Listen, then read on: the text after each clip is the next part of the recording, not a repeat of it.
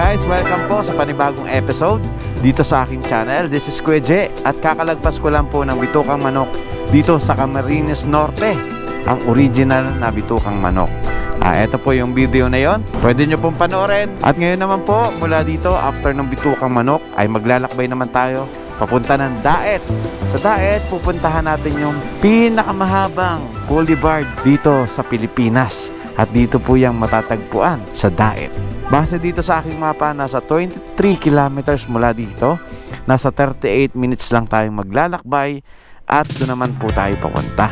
Tara, tingnan naman natin kung gaano kaganda ang pinakamahabang boulevard dito sa Pilipinas. Tara, biyahe lang tayo ng 38 minutes. Napakabilis na nun. Malapit na po tayo.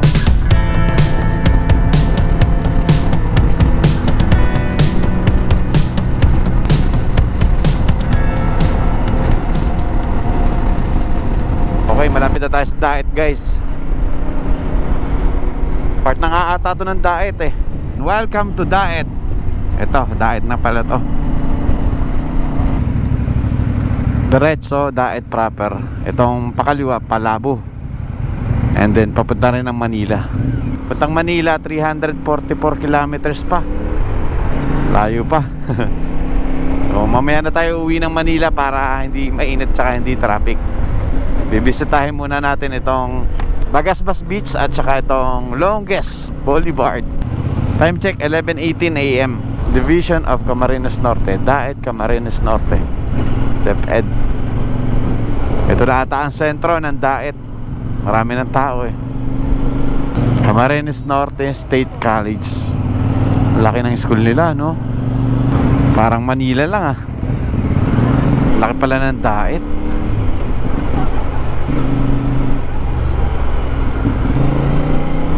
Grabe. Parang Manila. Naamoy ko yung Manila dito. Amoy Manila. Ang laki pala talaga ng Daet. Ano ba yung specialty dito sa Daet?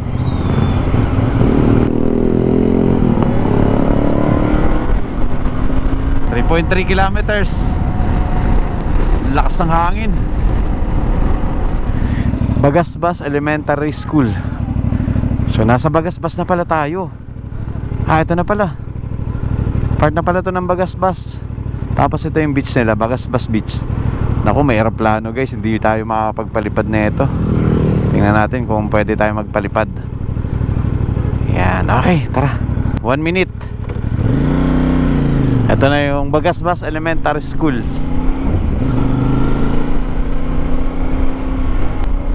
Pwede tayong dumiretso, pwede tayong lumiko.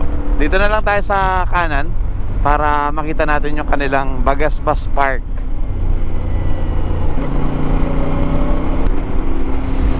Amoy dagat na.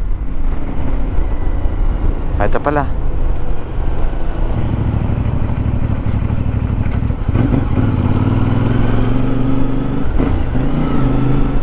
Wow, ito na, dagat na to guys. Ito naman, Bagasbas Park. Sarado pala yung park nila. Bagasbas Beach. Oy, oy. Oh, napakalakas ng hangin. Wow. Para siyang baler. Wow. Ang lakas nga lang ng ano, yung buhangin niya parang sa Batangas. Yan, mga Nasugbu, Batangas. Marami din mga ganito. Marami rin mga shop sa gilid. Ito pala, may I Love Daet pala dito. Pwede pala tayo magpicture dito eh. Diretso muna tayo. Marami pala mga resort dito guys. Ayan. Wow. Grabe, pwede mag-surfing oh. Ito. Nakasulat pala dito. Ayan o. The longest boulevard in the Philippines, connecting Binzon, Talisay, Daet, Mercedes at Paracali. So 1, 2, 3, 4, 5 5 bayan yung pinagdudugtong nitong boulevard na to.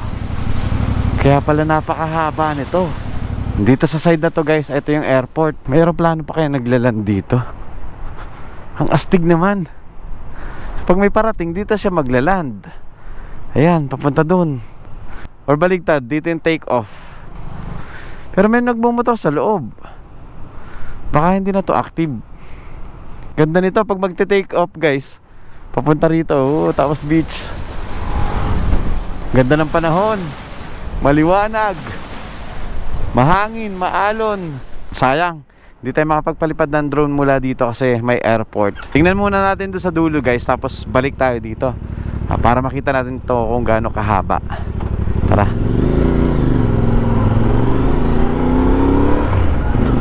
Ito po yung runway oh. Parang hindi naman active.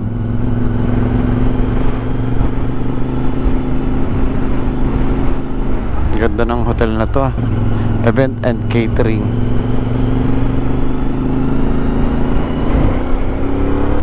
Ito din pala, part din pala to ng Boulevard. Haba oh. Woohoo! Welcome to the longest boulevard in the Philippines. Woo!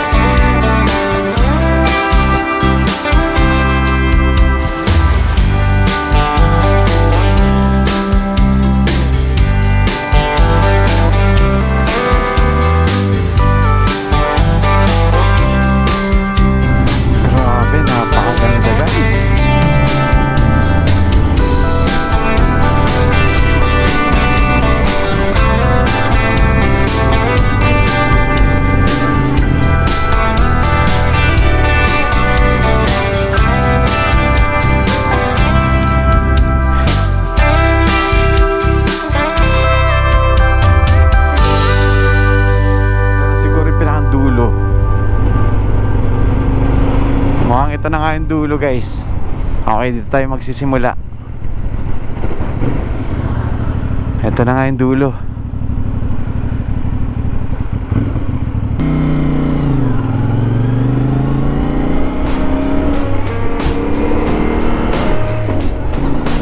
Woohoo!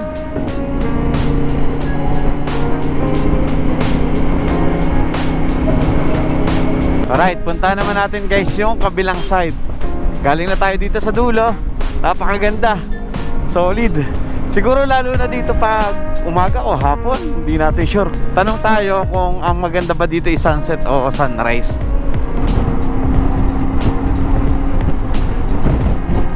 Siguro gabi itong bukas, itong mga nasa gilid na mga shop.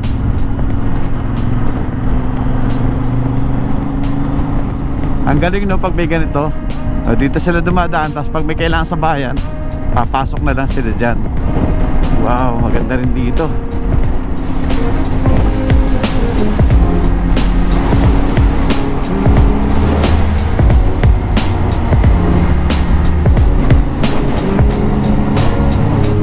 Maraming kainan kaya lang sarado pa.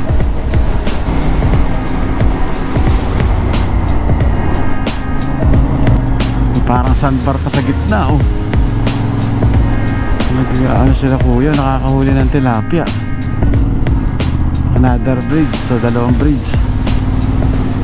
Nahuhuli sila ng tilapia. Punta natin nga.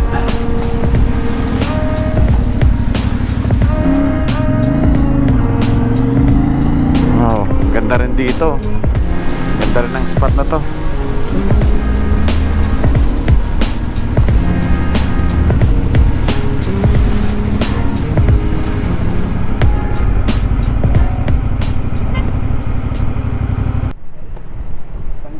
Ayos dan dagat po.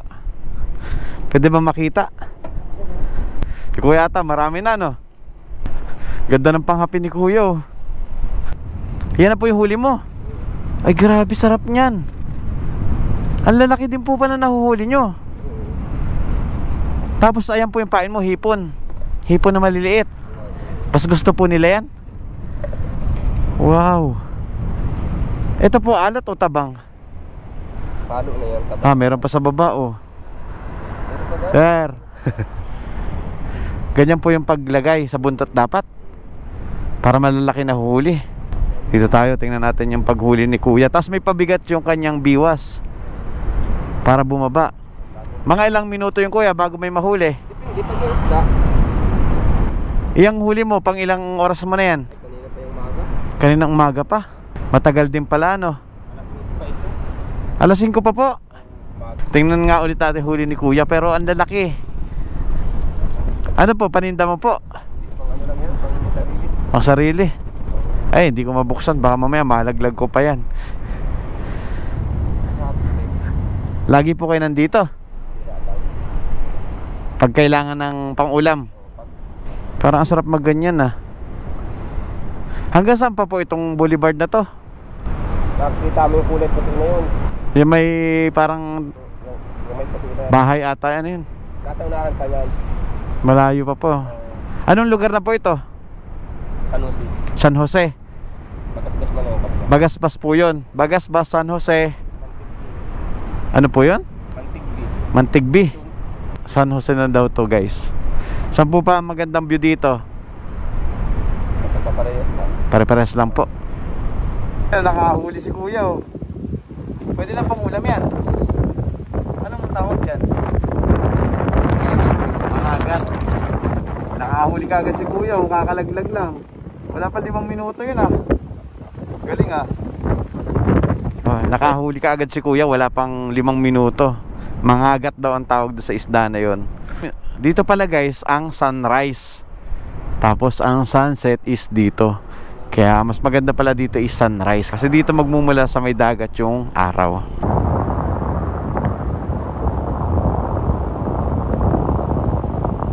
Meron na naman. Mukhang malaki-laki yan, ah. Uy, malaki. Wow. Wala pa. Kama ka wala pa. Sige Kuya, gawin mo ni gagawin mo. Malaki-laki na huli ni Kuya, oh. Ayun, oh. Laki. Ayun, tinabi na dun. Baka makawala pa, eh.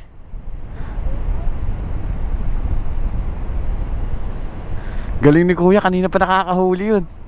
Yung mga kasamahan niya halos walang mahuli, eh. Ayan, tingnan natin. Grabe, galing. Uy, malaki. Ang laki niya, Kuya. Wow, anong isda yan, Kuya? Lapu-lapu. Wow. Laki. Kalahating kilo. Kalahating kilo daw yun. Lapu-lapu pala yung ganyan. Dami pala nahuhuli dito, guys. Ang dami mo na palang huli, Kuya, eh. Ito malapad, ano to? Bakuko ang tawag. Ano po? Bakuko. Bakuko, ito pa, ang laki. Oh, ang daming huli ni Kuya. Pwede nang umuwi. Parang masarap to. Ito, sinigang ano po? Yan ang masarap. Mangagat naman ito. Mangagat. Ah, mangagat. Nangangagat talaga. Ayun, si Kuya lumipat na dito. Bale, ito pala, guys. Itong tubig na to, pag nag high tide, umaabot hanggang dun. May mga parang mga bunot na nyug dun. Pumapasok na dito yung tubig alat. Si Kuya lumipat na dito sa kabila. Napakagaling maghuli. Tara, malayo-layo pa pupuntahan natin. Halos hindi ko matanaw dito yung dulo. Doon sa dulo daw na doon. Tara, pupuntahan natin yan. Kaya dito muna ako. Sige po.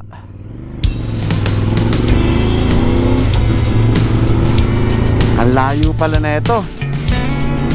Kaya pala talagang longest boulevard in the Philippines.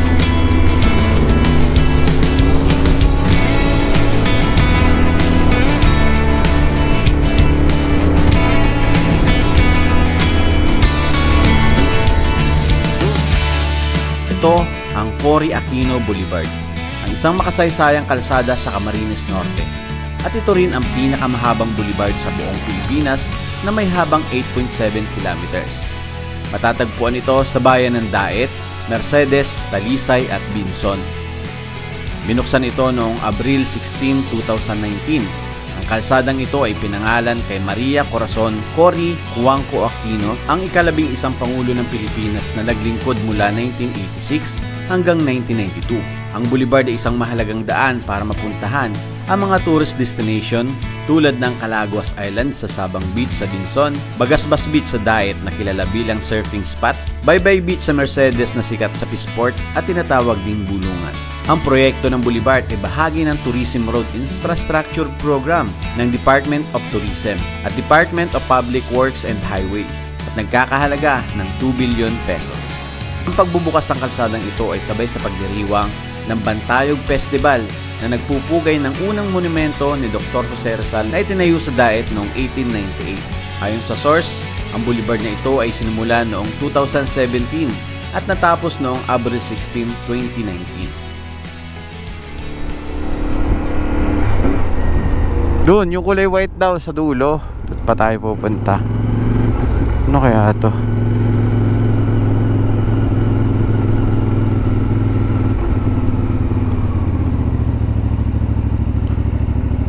Flood mitigation structured slope protection structure. Ano kaya ito? Para siyang terminal. Kala ko kadugtong ng airport. Ah, terminal ng mga bangka. Oo nga no. Tingnan nga natin. Parang hindi na nag-ooperate. Sayang naman ito. Pwede kayang pumasok. Wala naman bantay eh. Oh.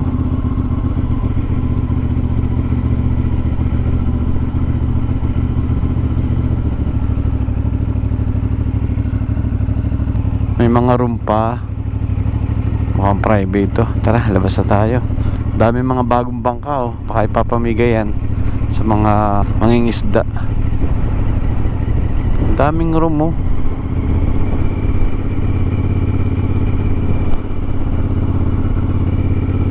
Mukhang ito nga, daungan nga to ng mga bangka o malalaking boat. Ayan oh. Sa ngayon, low tide. Saan kaya papunta to? May mga tao din. Kaya lang iba parang sarado. Tara, tuloy tayo.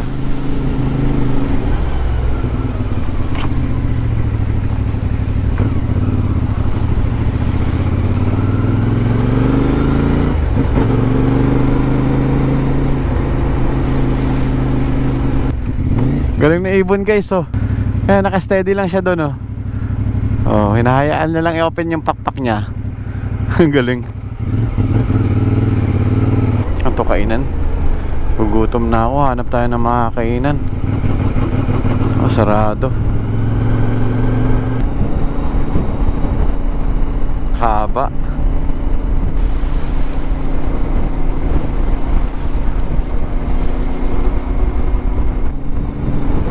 Daming isda dito, lalaki. Puntahan lang natin guys yung kulay white. Yung ilan sa mga bahay sira, tapos walang tao.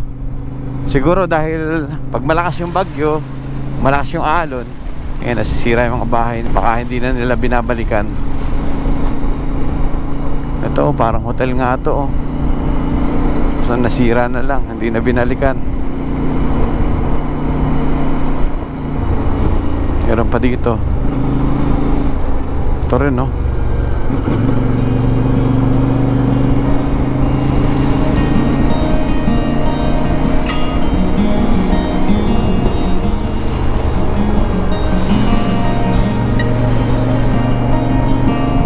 May mga bahay na sira-sira. Tapos wala ng tao. Parang hindi na tinapos. Ito. Ayan o. Parang hindi na binalikan.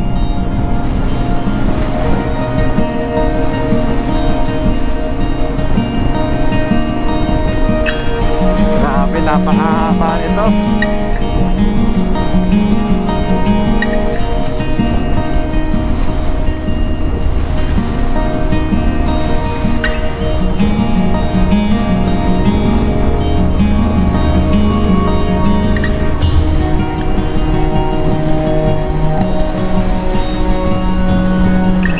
May island dun, no?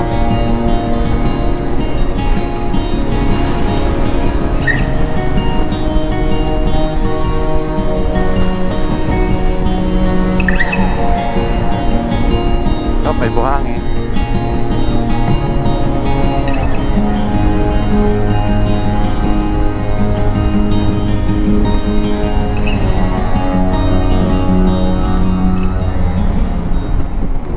Eto na. Eto na yung pinakandulo, guys. Ito yung sinasabi ni Kuya na white, parang white na bahay. Pero mukhang hotel din siya. Ayan, hanggang dito na. Ba tayo.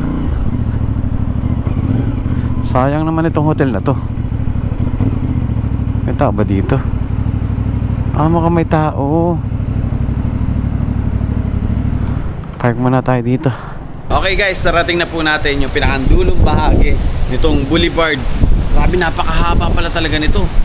Mula dito, hindi ko na matanaw yung pinanggalingan ko. At saka yung building na malaki kanina doon, na parang fish port o port, is ang liit ng tingnan dito. Yun o, yung kulay white doon na tatlo. Napakahaba po nito. Yan, sir. Ito na po yung pinakandulo. Pero dito mayroon pang kalsada at saka mayroon pang mga street light doon. Siguro mayroon pang kadugtong o dudugtong pa to. Isasagad hanggang doon sa dulo. Ito naman yung Mantig Beach.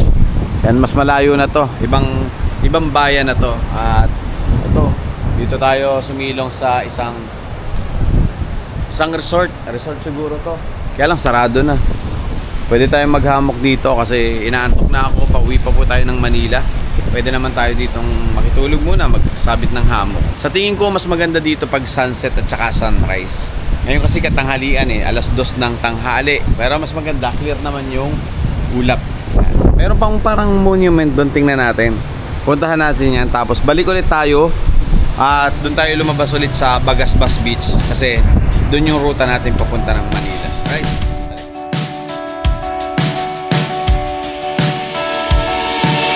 Ito ang pinakamahabang boulevard sa Pilipinas na matatagpuan sa Camarines Norte.